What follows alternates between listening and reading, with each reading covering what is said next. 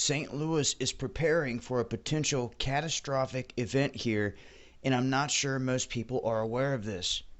What we have is an underground fire that they're stating they have no idea how it even started, which is a problem. They don't know how it started, and therefore, at this point, they don't know how they're going to get it out. This underground smoldering that's taking place is at this site that is owned by Republic Services. The problem with this is right next door to it is another site that is also owned by Republic Services that was used illegally as a dumping ground for atomic waste.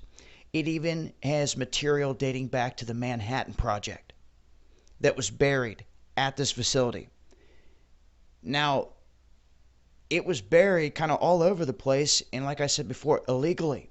And what is important to note here is that this underground fire that is going down gets to where it's within 1,000 to 1,200 feet of this stockpile underground.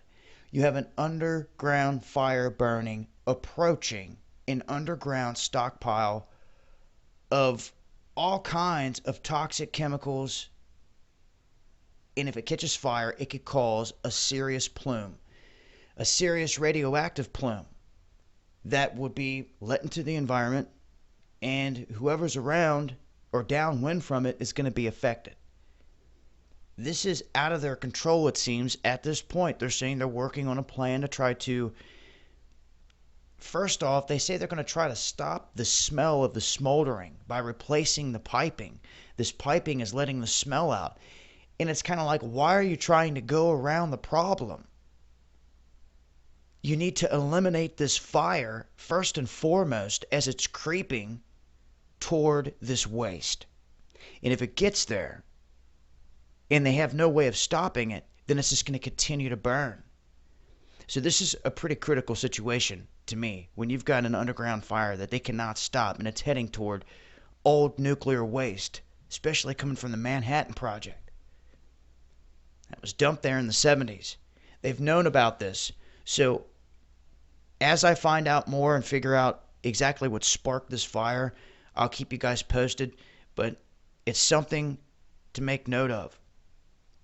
Now, you can see here, Republic Services downplaying any risk, and of course they will. They say that everything is contained, but they have no way of getting it out because the cause of the fire is unknown, and they would have to get down underground to it. And like I said before, the most important part of all this is that West Lake facility right next to it that contains contaminated waste, radioactive waste, uranium, illegally dumped in 1973 and dates back to the Manhattan Project. And there is a real potential for radioactive fallout to be released in the smoke plume and spread throughout the region. So that's my thing. Be aware of what's going on if you're in the St. Louis area. I've talked about this before, this area, this underground facility, but now that there's a fire there, it's like, really? You let this go down and get to this point? Very suspect and one to keep an eye on, especially if they don't know what started the fire at this point. I'll leave a link. It's been Dabu7. Spread the word on this.